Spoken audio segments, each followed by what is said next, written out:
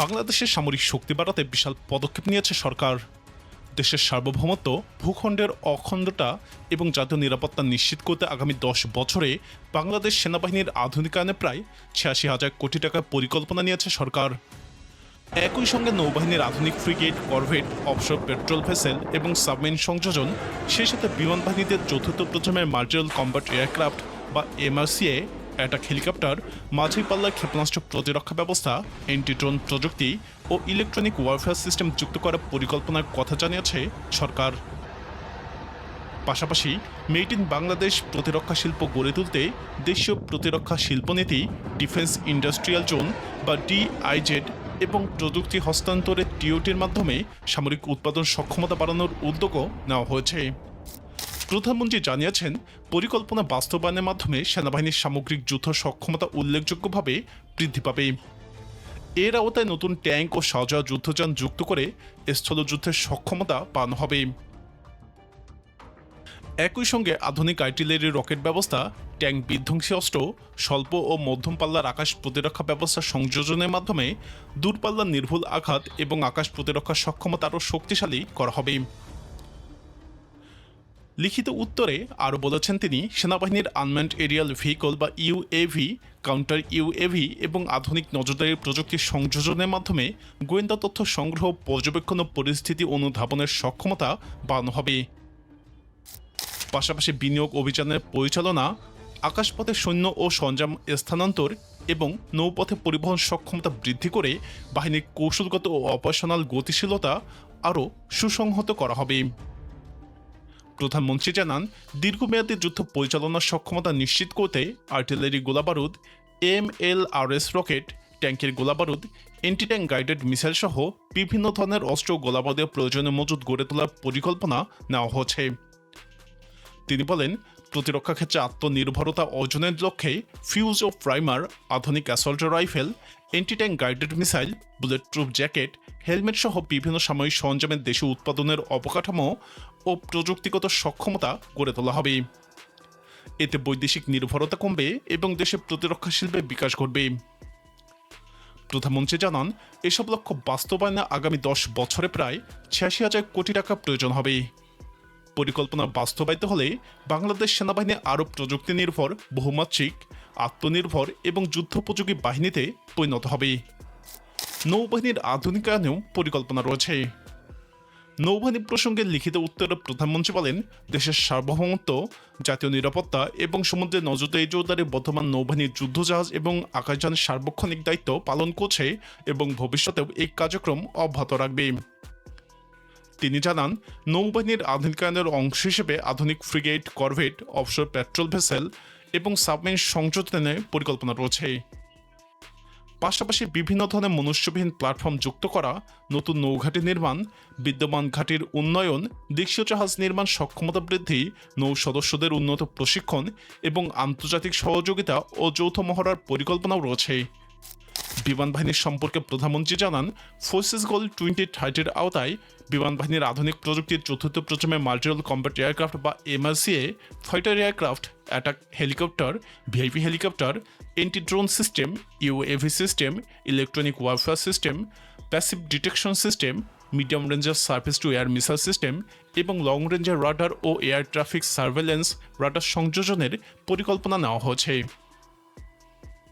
তিনি আরও জানান, প্রযুক্তি হস্তান্তরের মাধ্যমে বৃহত্তর বগুড়ায় একটি ইউএভি ম্যানুফ্যাকচারিং প্ল্যান্ট স্থাপনের কার্যক্রম শুরু হয়েছে। একই সঙ্গে উন্নত আকাশ প্রতিরক্ষা ব্যবস্থা ও অত্যাধুনিক নজরদারি প্রযুক্তি দ্রুত বাস্তবায়নের উদ্যোগ নেওয়া হয়েছে। তিনি জানান, মেড ইন বাংলাদেশ প্রতিরক্ষা শিল্প গড়ে তুলতে দেশীয় প্রতিরক্ষা শিল্পনীতি প্রণয়নের কাজ চলছে। পাশাপাশি স্থানীয় প্রতিরক্ষা শিল্প গড়ে তুলতে পৃথক ডিফেন্স ইন্ডাস্ট্রিয়াল জোন বা ডিআইজেড স্থাপনের পরিকল্পনাও সরকারের বিবেচনায় রয়েছে। প্রধানমন্ত্রী জানান, সশস্ত্র বাহিনীর উৎপাদন, মেরামত এবং রক্ষণাবেক্ষণ প্রতিষ্ঠানের সক্ষমতা বাড়ানো, আধুনিক প্রযুক্তি সংযোজন, গবেষণা ও উন্নয়ন কার্যক্রমের সম্প্রসারণ এবং দক্ষ জনবল তৈরির কাজও চলমান রয়েছে। তিনি বলেন, বর্তমানে দেশে বিভিন্ন ধরনের গোলাবারুদ, বিস্ফোরক, ক্ষুদ্রাস্ত্রের উপকরণ, সামরিক যানবাহনের যন্ত্রাংশ, যোগাযোগ সরঞ্জাম, পোশাক, সুরক্ষা সামগ্রী সহ বিভিন্ন সামরিক উপকরণ উৎপাদন এবং সংযোজন করা হচ্ছে। ভবিষ্যতে ড্রোন প্রযুক্তি, সেন্সর ব্যবস্থা, ইলেকট্রনিক্স এবং উন্নত প্রতিরক্ষা সরঞ্জাম উৎপাদনের সক্ষমতা বাড়ানোর পরিকল্পনাও রয়েছে। এক্ষেত্রে বন্ধুপ্রতিম দেশগুলোর সঙ্গে প্রযুক্তি হস্তান্তরের মাধ্যমে প্রতিরক্ষা শিল্প উন্নয়নের কার্যক্রম চলমান রয়েছে বলে জানান তিনি। লিখিত উত্তরে প্রধানমন্ত্রী আরও বলেন, বিশ্ববিদ্যালয়, গবেষণা প্রতিষ্ঠান, শিল্প খাত এবং সশস্ত্র বাহিনীর মধ্যে সহযোগিতা বাড়িয়ে প্রতিরক্ষা প্রযুক্তি গবেষণা ও উদ্ভাবনের পরিবেশ গড়ে তোলার উদ্যোগ নেওয়া হয়েছে। একই সঙ্গে দক্ষ প্রকৌশলী, বিজ্ঞানী এবং প্রযুক্তিবিদ তৈরিতে প্রশিক্ষণ ও উচ্চশিক্ষা সম্প্রসারণের পরিকল্পনা রয়েছে।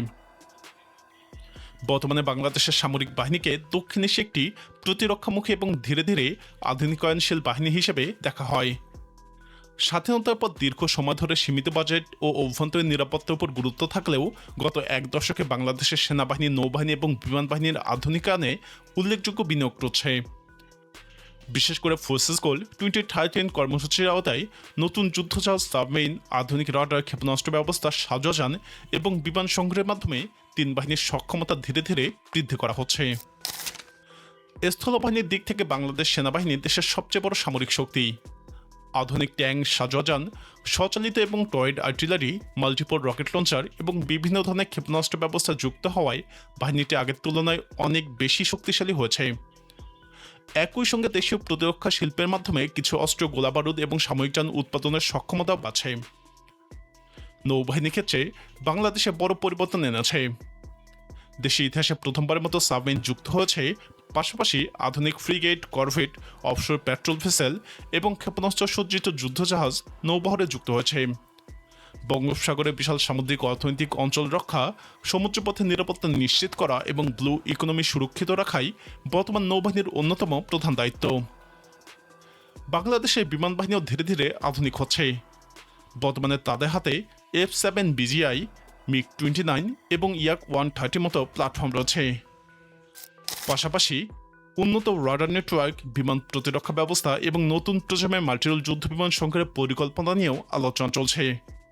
বিশেষজ্ঞদের মতে ভবিষ্যতে আধুনিক 4.5 বা পঞ্চম প্রজন্মের যুদ্ধ বিমান যুক্ত হলে বিমান বাহিনীর সক্ষমতা আরও বৃদ্ধি পাবে। আন্তর্জাতিক অঙ্গনেও বাংলাদেশের সশস্ত্র বাহিনী একটি বিশেষ পরিচিতি রয়েছে। জাতিসংঘ শান্তিরক্ষা মিশনে বাংলাদেশ দীর্ঘদিন ধরেই বিশ্বের অন্যতম বৃহৎ সেনা প্রেরণকারী দেশ। আফ্রিকা এবং মধ্যপ্রাচ্যের বিভিন্ন অঞ্চলে বাংলাদেশি সেনারা পেশা দায়িত্বের সঙ্গে আন্তর্জাতিকভাবে প্রশংসিত। তবে বাস্তবতা হলো বাংলাদেশের সামরিক নীতি মূলত প্রতিরক্ষামুখী।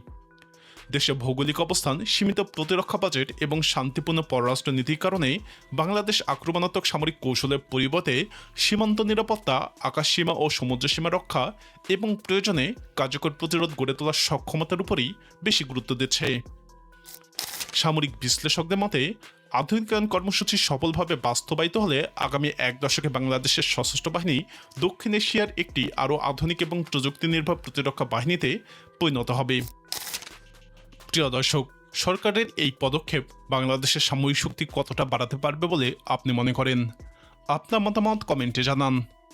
বাংলাদেশের সামরিক বাহিনী নিয়ে আরও জানতে আমাদের চ্যানেলটি ভিডিও ট্যাব থেকে ঘুরে আসুন। এই ভিডিওটি ভালো লাগলে লাইক বাটনে ক্লিক করুন। ভিডিওটি আপনার বন্ধুদের সাথে শেয়ার করে তাদেরকেও ভিডিওটি দেখার সুযোগ করে দিন।